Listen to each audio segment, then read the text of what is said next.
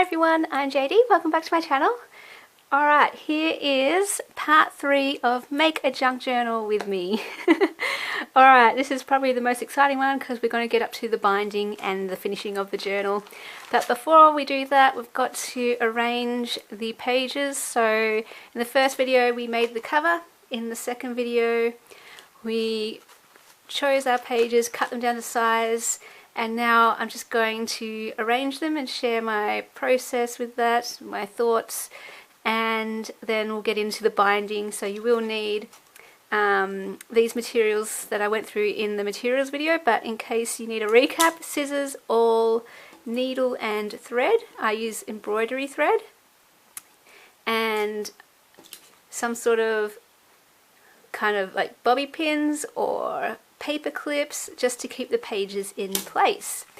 Alright, so hopefully you've got all this already and you've got your pages. So we've got 25 pages. Let's just put our cover here. And alright, what are we going to do? So I separate them all into their categories. So I've got our themed ones, we've got our blue ones, we've got our base coffee dyed ones, we've got our fancy coffee dyed ones with the different sizes and the folds, and then we've got our lined different ones as well. Different look of pages. So what I first of all do is choose the front page. I always want to choose something striking for the cover, the first page, well, the front page and the middle page. So I'll usually pick those first. So what do I want for my first page? This one is going to be my first page. I'm probably going to put it here. Oh no, I'm going to put it there. And then for my middle page, I will choose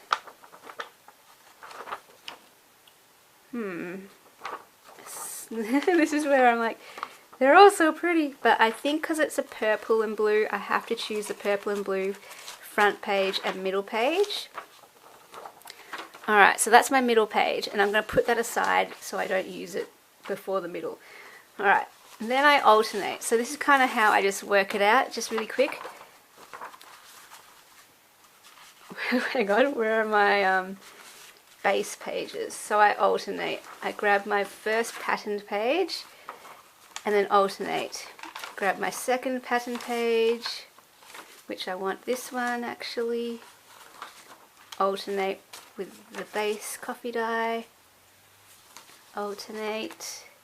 No, I want this one. Then I want this one. And this one. This one. This one. This one. This one. This one. And this one. Thought process behind all of that being, I'm looking at the patterns and the tones of the pages, and some are similar to others, so I'm just spacing them out so that I put all the different ones first, and then I'll put the repeats type of patterns next. So those two are kind of the same, so I space them out with two different ones in between. This one and that one I think are kind of the same with that little kind of drop pattern, so I put them spaced out, and then the middle one. So that's how I kind of work out just getting that difference and variety in the pages. And that's my base. So then I add in my special pages to break it all up, to break this. And what I normally do is put in at least 2 between each patterned page. So I'll go for, let's see, let's go for you. And this is all just about giving each kind of time you turn a page, having it give you a different look. And that's what I'm going for here.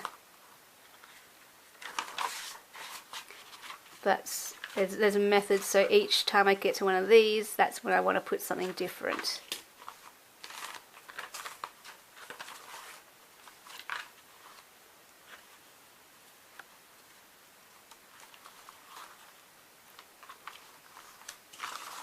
I'm going to put a pocket page here.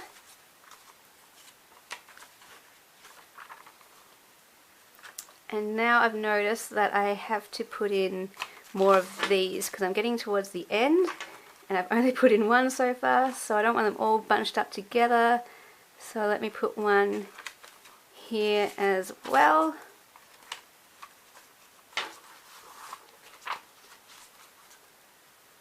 And then I want to put another one here. Let's go for you.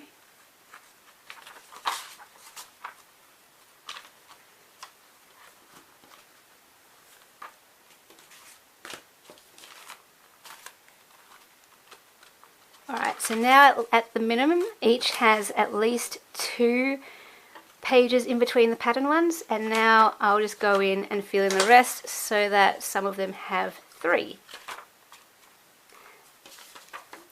What I'm going to do actually, this is where I chop and change things.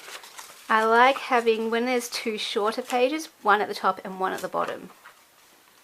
That way it will catch the binding at least in 2 places, here and here, and this one here and here. Not essential, sometimes I put them straight in the middle, that's fine too. But I just like that look. So there's 3 different looks to this page. 4 actually, 1, 2, 3, 4, which is kind of fun.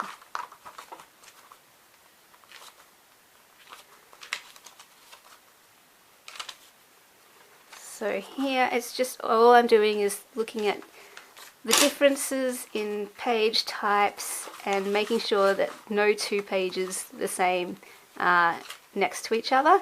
Not that that matters, I mean, really. Hang on, I'm just going to put that out. I'm going to do the same thing here. Pattern up here. Sorry. Short coffee dye there and short page up there.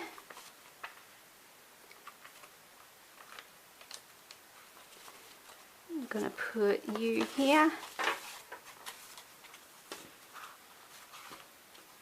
See, it really doesn't matter too much where you place things.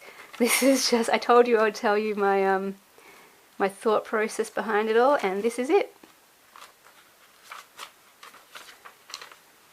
Okay, so that one has, one of them will have more pages than others in between, but that is totally fine. I'm going to put it here. And then I just do one final check to see that everything looks good and is the right way up and all that kind of thing.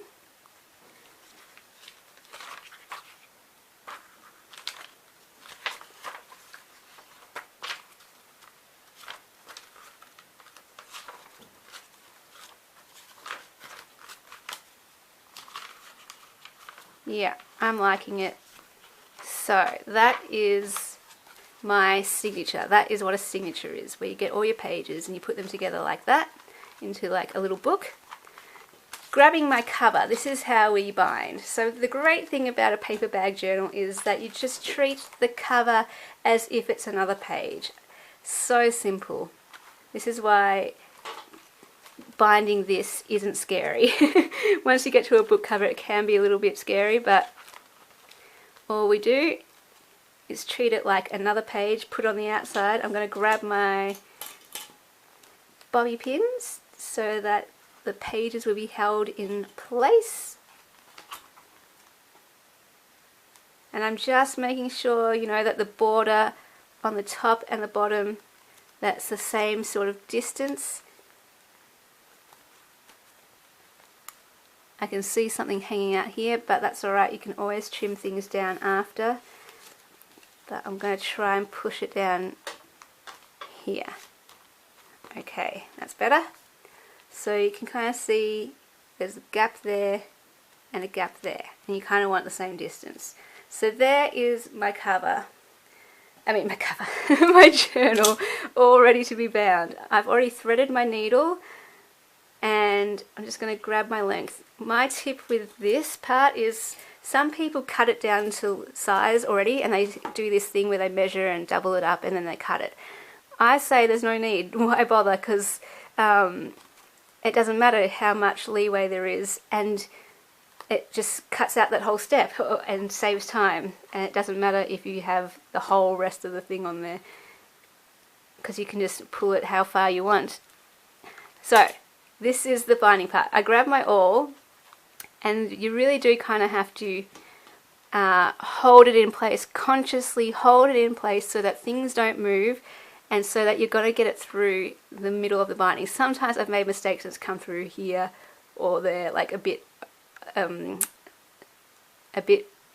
aside from the middle of the fold, if that makes sense.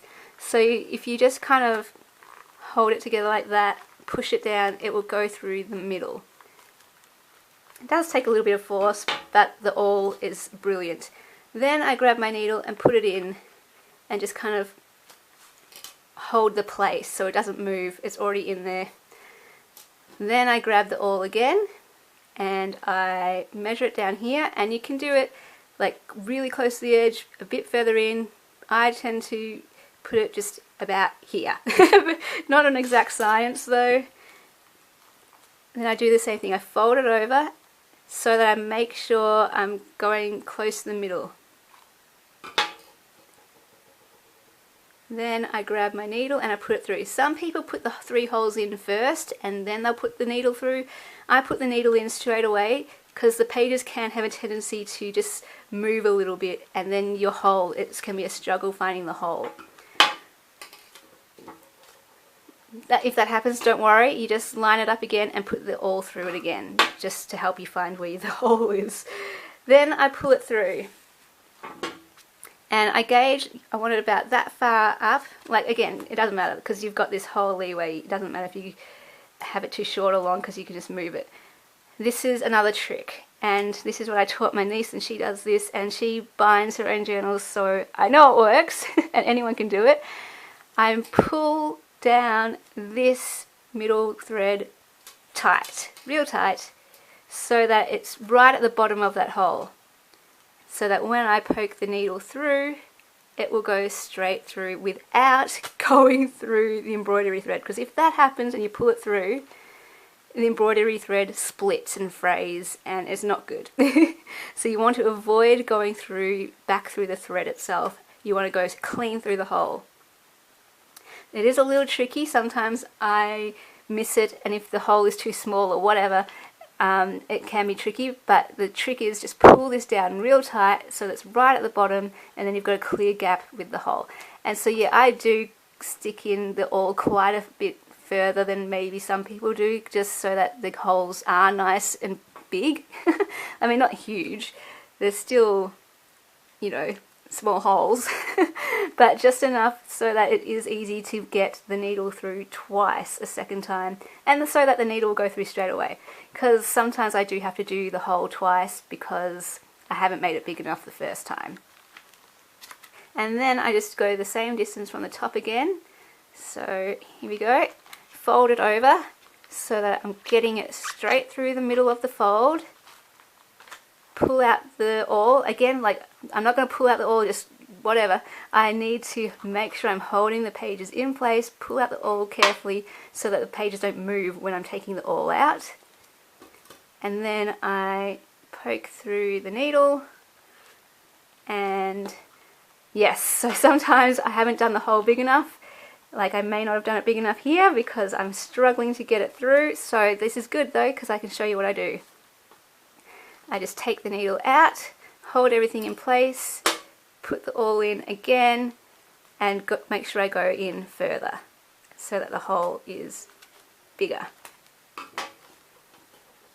Then I go through with the needle, and it goes through easily that time. So you do learn this, how far to go in with the awl. You don't want to go in too far and make a massive hole, but too small and the needle won't go through. Well, the needle will, it's just that part where you tie the knot on top.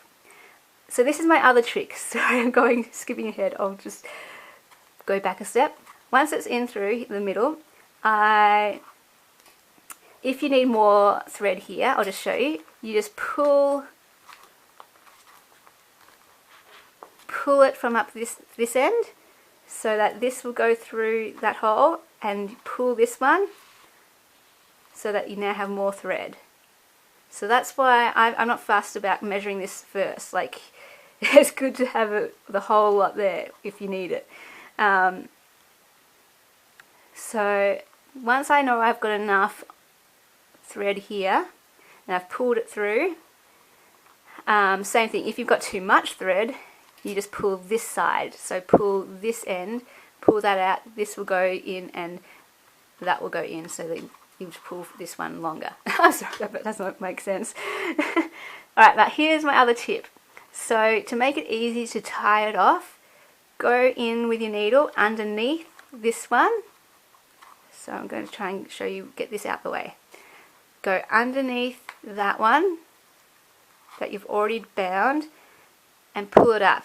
Pull this one down, pull this one up and pull it tight. That way you can now tie your knot without things being loose, because sometimes I would be, you know, you wanted to put your finger there so that you can tie the knot, but you don't need to with this because it's held in place. And I do just check, I hold it and then I just check how slack these are, if it's too tight, too loose, and I'll adjust it accordingly. And then I will trim my ends and tie a knot. And I do a double knot. You can do 3 if you want, just to be sure. And then, of course, you can do fancy things with these. You can leave them really long and tie charms on them or something. Have them hanging out, have them really short.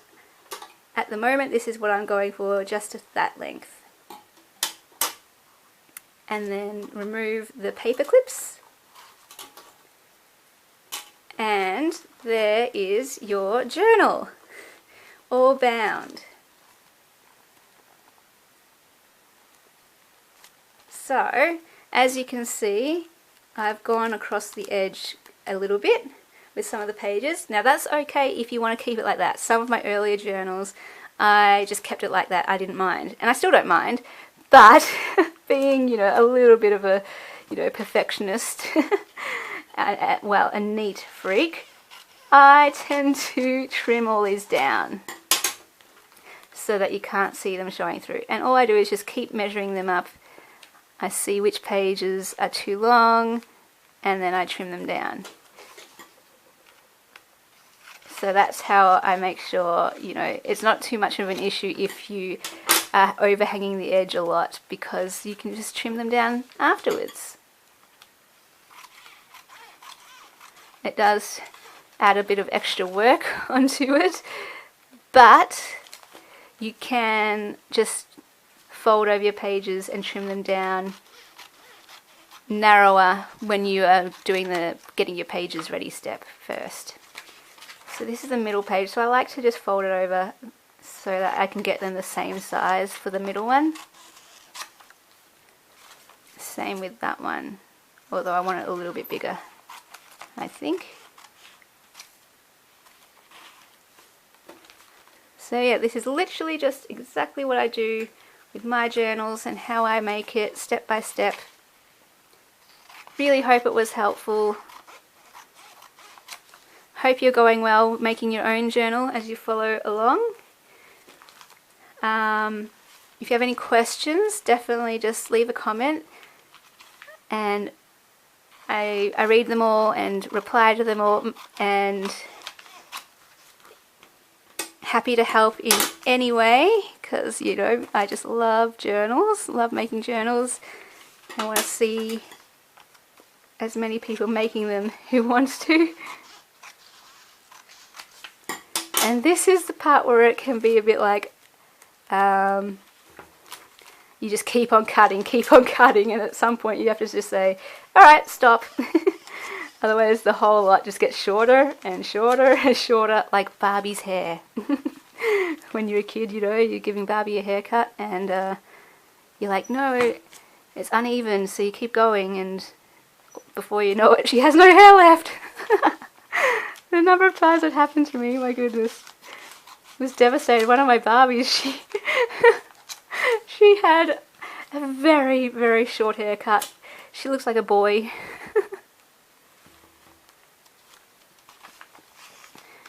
Okay. So yeah, I probably don't need to be cutting any more than this. It's fine.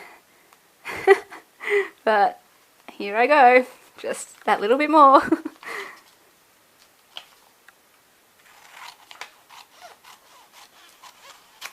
And I keep forgetting to mention as well, I created a playlist with this Make a Junk Journal with Me series.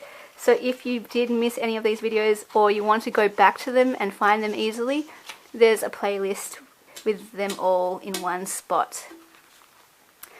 Again, if like that's helpful for you when you want to follow along just one after the other. Also, after this, I will see about continuing making these journals. It won't be a Make a Junk Journal with me. Well, maybe I will call it that. But rather than, I don't know, a tutorial or anything, it will just be come along and craft and chat with me as I make junk journals, because I have 10 others to do. So I'm just going to get this one a little bit shorter as well. Oh, I love that paper. Alright. I think I need to stop now. Stop cutting. So there it is. Did I mention there is the buy one get one free with the digital kits in case you wanted to make a journal the same kind as me. Let's do a flip through. You just let me know when you purchase it in a buyer's note what digital kit you would like for the freebie, and I'll email that to you directly. There is also a print option as well if you don't have a printer or you want it formatted the way I have it formatted and printed the way I print it, then that's an option too. I will go in afterwards and double side tape these pockets. But that is it. I'm not going to embellish or anything. I just want to show you the basics of the construction of one of these things, because once you know how to do this, you can make any other journal you want with this. And then it's just a matter of how you want to decorate, how you want to embellish it. But maybe, yeah, I'll do another video where I embellish one of these. I'll try and just I want to do more, just put the camera on while I craft and make journals. So I might do one of these series with a hardcover journal. If you're interested, let me know. That might give me more motivation to do it, because it would be a lot of work. And anything else you want to see, if there's any tutorials you want to see or anything, just let me know. Always happy to help. If it's going to get you junk journaling, making your own journals. Love that paper. Oh my gosh. And yeah, that is it. So I love it. And it will be up on my Etsy if anyone is interested. In fact, all of these, once I have made them into journals, I'll probably have to do some off camera because there's so many, but I'll try to do some on camera. Yeah, I'm going to put these up in my shop, and they're just going to be super fun little special journals, I suppose. $15 each, because I thought these would be great if you are just a beginner, especially making these journals, and want to see what it actually looks like the way I do it exactly. You could have your own one and have a look like a show and tell. No, that doesn't make sense. But you could actually, instead of me just telling you about it and you seeing it on the camera, you can actually feel it in your hands and go through it and see what it's like and use that as an example. So if anyone is interested, yeah, I've got a lot, and I thought I'd just a little special for you guys, and to say thank you as well for all your support and joining along with me.